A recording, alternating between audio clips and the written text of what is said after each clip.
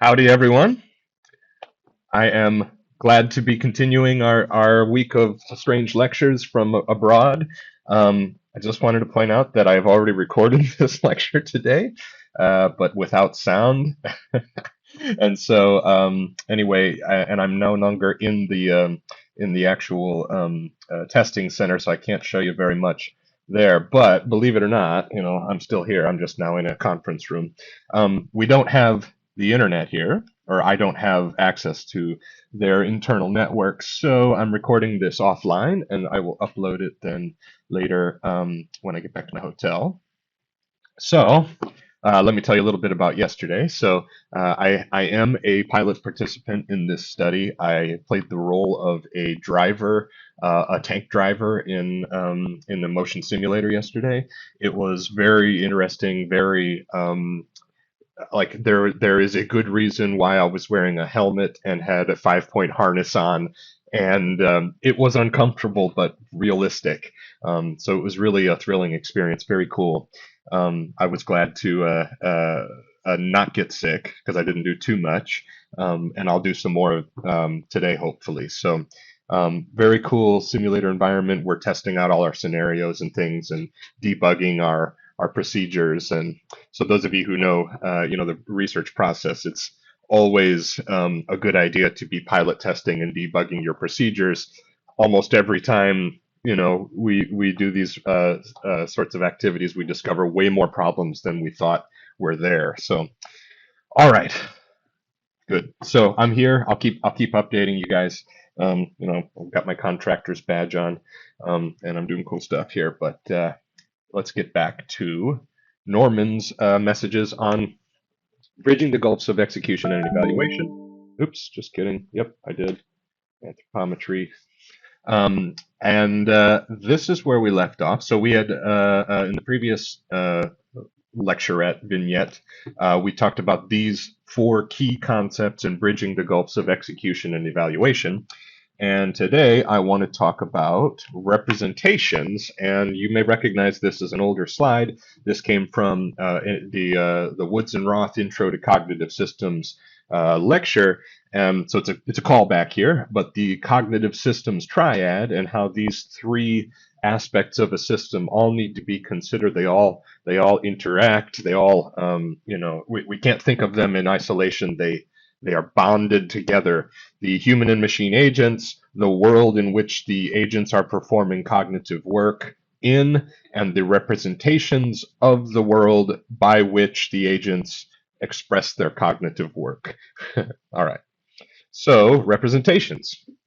The most basic representation I wanted to start with is this idea of a tool for guiding some aspect of cognition. So a cognitive artifact can be as simple as a slip of paper where I made a tiny note and a sticky note.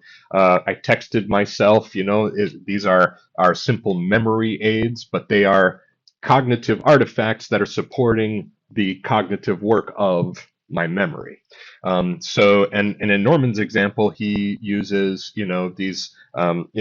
when he talks about the car accident and the description of that car accident and what sorts of cognitive work is being performed in this analysis, and it had a lot to do with the spatial relationships, among these different cars. And I don't remember if it was, how fast was one going or whatever, but the main cognitive work was where are these vehicles relative to each other, and he came up with a way to help represent that with taking an intermediary item that could help perform some of that cognitive work. These are cognitive artifacts. A cognitive artifact also is something, or representations in general are useful when you're trying to solve problems in the real world, but the real world is difficult to manipulate. And so you can kind of have your sandbox, your simulation space, or you can try sorts of analyses and potential solutions in a representation, or so the represented version of the real world. So can't get access to the real world, can't manipulate it, but you can work with your own representations. Also can be very useful for this concept of establishing common ground. If you have multiple collaborating people, for example, and you want to make sure everybody has the same, or a consistent mental model as you're going forward. So, I could use the example of like a map. We got a bunch of people planning out, a hike or something, and so we can have a top-down map of, hiking trails, and we can collectively have an understanding of where the hiking trails are by this shared relation, this shared representation. You could think like building contractors, construction, and looking at blueprints and having those open, in a space where multiple people can be referring to the same tool here. And in this case, of course, it's a representation of the building. It is not the building itself. And that's the last point here, is to be sure that, in Norman's example, if we're looking at all of these, we're trying to deeply analyze the causes and effects here in this accident, in this car accident, that could be recreated with real vehicles. You could actually get the exact same vehicles, maybe, fix them up to their pre-accident state, but, same paint on them, same intersection, same time of day. You could do everything you can to make this as representative or really identical to the real world situation, but that costs a lot of time and money and is difficult and is unnecessary. So a representation, by definition, is less than the world it represents. There are aspects of the world it represents that are not fully expressed in the representation. It needs to be a knockoff version of reality in order for it to be an effective tool.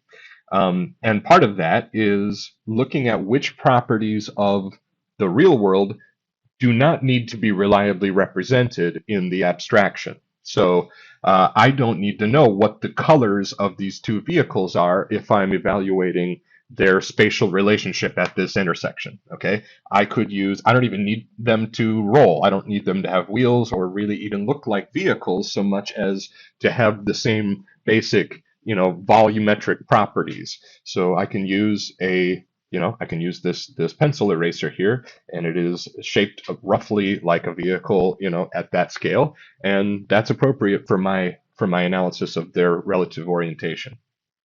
So again, you don't want to over specify things like, oh, well, I need to have an orange eraser and a blue eraser or something like that, because if you could argue that, well, for the cognitive work I'm doing, the colors of the vehicles do not factor in. I guess you could argue that, oh, well, maybe, somebody couldn't see a vehicle because of its color, it blended into, to the fog or something. That's a different thing. In this case, my cognitive work is just about where were these two boxes next to, in space relative to each other. And I can do that with a very abstracted cognitive tool. Okay, here's another example. So let's say I am cruising around the country and I'm a fast food fan, and so I'm going to stop to eat at various places. And maybe I'm cruising towards, let's say, like Peoria, Illinois, and I want to know, hey, what's a good local spot where I could, stop and get some local culture? And it's at Chuck E. Cheese, right? So according to this map, this is really helpful in my cognitive work of, okay, I'm in this state, where should I go to potentially eat? Where do people like to go? This map here on the left, great detailed map for lots of different potential uses, but in my case, the cognitive work I need is, hey, what's everybody's favorite food here? I don't need to know the details of each highway system, throughout this entire, map. So if you look at the detail here on the left, that's not propagated in my representation on the right, because it would just kind of add, it would add clutter, it would add a bunch of information that I am not, it just adds additional aspects to the representation that I'm not going to use, and therefore, make it harder for me to answer the questions that I might have that are simpler. Okay. What is this? Jollibee? I don't know that. And I'm here in Michigan. I don't know. Okay. All right. Good. So I want you to be aware or to know about two different types of cognitive artifact. And I kind of want to say this more like two different ways that an artifact can be used, because you can have the same artifact that could be considered each of these types.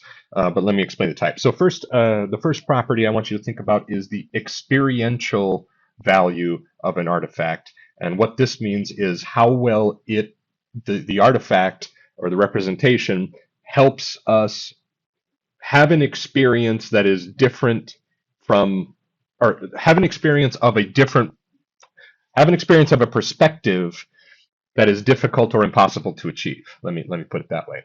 So very good example here, actually, I think is a map, right? So I'll talk about the gas gauge in a second, but a map here, what this is giving us is a perspective where we can experience the shape and relative, the relationship among and the relative locations of different countries on Earth.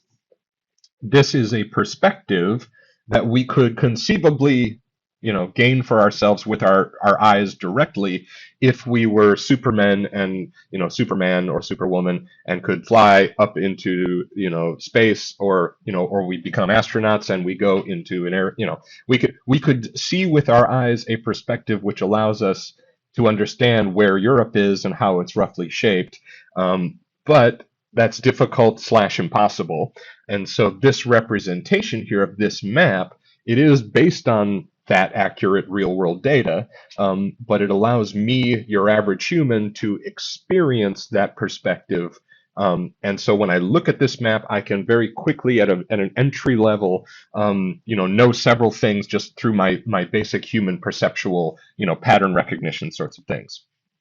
So again, think about experiential aspects of cognitive artifacts are your entry level sorts of what does my brain go to intuitively and helps me in a very lightweight, light workload way understand something that would otherwise take me a lot of effort to achieve. So gas gauge, right? I could potentially go into my vehicle and observe with my eyes, if I could shrink down or something, or if I could build some sort of scope system so that I could peer into my gas tank and determine what the level is. That is difficult / impossible, right? I mean, it's possible, but it's difficult and silly. And so what this artifact allows me to do is to experience my gas level, and I've learned how to interpret this gauge here, but it isn't something that I'm using for a whole lot of deep insight into, like the viscosity or density or octane of the gasoline. There's a bunch of details about my fuel and my vehicle that I'm not really needing to think about for my current cognitive work. My current cognitive work is, do I have enough gas to keep driving? Yes, and I can experience that by simply looking at this very simple representation. Another example could be, a telescope. And so the experience that this person is having, the light that is reflected into their eyes gives them the experience of being, close to a, extraterrestrial planetoid or object or whatever, and getting this perspective that is difficult or impossible to achieve, and allowing that experience. But it's not giving, the details of Jupiter's, like atmospheric content or anything like that. It's just experience this visually as if you were in space. And movies, actually, I've been getting on a kick on these recently, but this is this is actual video, in black and white, originally black and white shot of World War II soldiers. And then they've, enhanced and updated it, and now it's on, Netflix and everything. But this is a great window into what it was like to be able to observe, to experience what it was like to be with soldiers during this time. This is a key difference. This isn't a representation here. Watching this documentary is not a representation that will allow me to think deeply about, For example, this guy's daily mustache routine, or his relationship with his wife and children, or his feelings about certain sports teams. This documentary is going to guide me along an understanding path, right? I don't get a whole lot of exploration with this sort of a representation. I get an experience, okay? So think of that again. This experiential artifact is a little more appropriate for communicating and for basically conveying a message as opposed to providing an exploratory space. And that is our second type of artifact. A reflective artifact is going to allow people to problem solve. This is going to be something where there isn't a pattern that pops out like, oh, you are about this much fuel. There could be, but these artifacts are more complex. They tend to involve more information and ways you can manipulate that information to find new patterns and new ways of thinking about this system that the representation is part of. So what do we got here?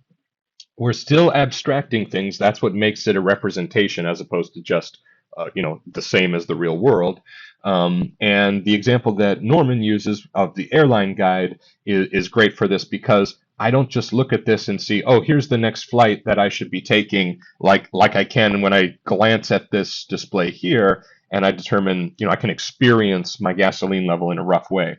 I'm not really experiencing in that same way, what time do I need to be to my gate to, for my flight. That data might be in here, but I'm going to have to pick it apart a little bit. I'm going to have to use my own, cognition on top of this representation, to kind of perform cognitive work. So the question becomes, this example. So you may remember, and Shreya was my victim actually it was a bad example because I think Shreya actually either defeated me or tied me in this.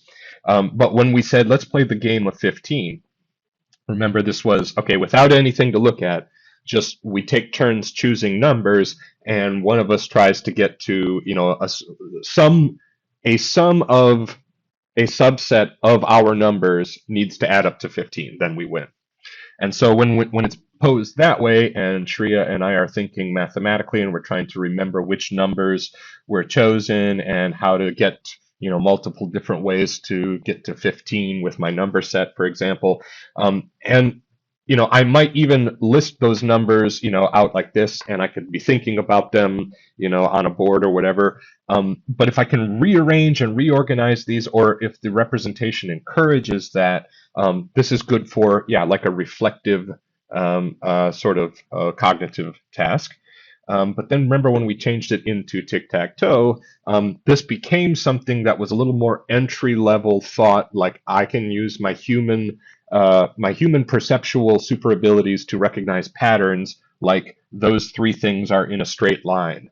That doesn't take a whole lot of deep thought. There are, the way that our perceptual system works, there are some, those of you who took 635 know about this, but the way that we process a scene, there are these very low effort sorts of introductory pattern recognitions, for example, and these go more so towards those experiential properties, in these representations. All right, there we go. So which one do we want to use? I would encourage that under cases where you want to convey a message and not provide a tool for lots of different questions, then try to bias towards experiential properties. An experiential experience. So if I am performing cognitive work and I use a cognitive artifact to do so, if that is an experiential cognitive artifact, I've made my life easier. I've made my system work better, with costing me less of my precious mental resources because of this cognitive aid. Okay, simpler, more intuitive, but it's going to potentially lead me to a particular understanding that doesn't allow me to be critically thinking about it independently. Okay, So a reflective representation is probably better for, for example, hey, here's a real world engineering problem. Let's get all our data together and organize it in a structure that allows us to look for patterns in a lot of different ways. We don't have a particular answer yet. We are exploring lots of different relationships, in this complex problem. Versus an experiential representation would be like, look, here's how when we changed this, it did this, and you can see that linear growth, and now you know that that those two variables are linked, but it doesn't allow you to kind of understand that at a deeper level. It's just kind of look, see how they relate, then you just kind of go with it. So the choice here, in order for reflective artifacts to be useful, you need to rely on a certain knowledge base so that people know how to reflect with those tools. Experiential artifacts are a little more, again, like we say, entry level. They're a little easier to rely on things like, your average human intuition. And so, are you just trying to convey a message, or are you trying to allow, for some deeper analysis? That is a question here. So I have a good example. No, actually, Norman has an example first, and then my example. Norman's example, he talked about, well, we can think about the task of, I'm a patient and which pills do I need to take this morning? And we have two different representations here, and recognize that if I'm the patient and I have this representation here on the left, it's a little clunky for me. Think of this like I'm going to map out now the cognitive task analysis of the patient determining which pills do I take.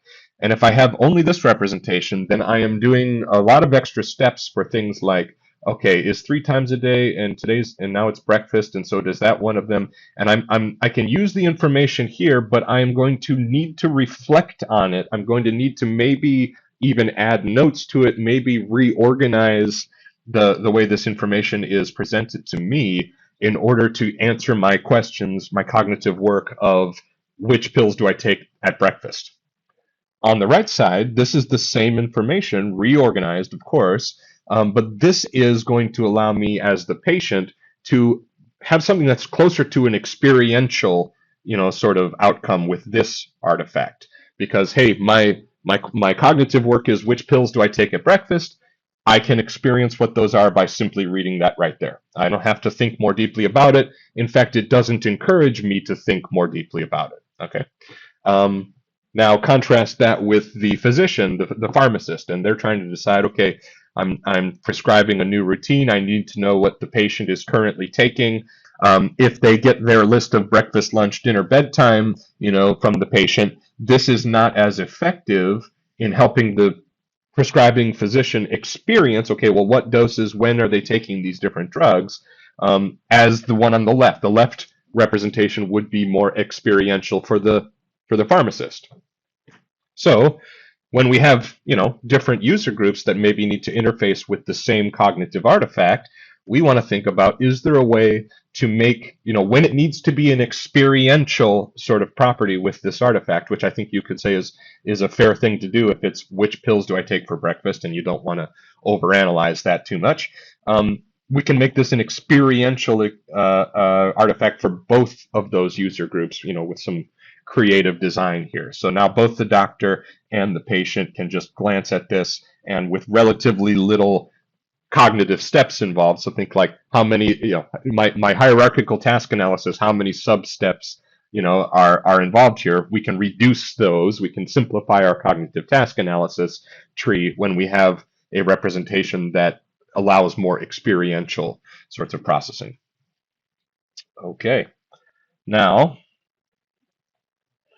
see where we are here, 32. I think I'll stop there for now. And, oh, yes, I'll stop there for now, and I'll pick up a little bit later.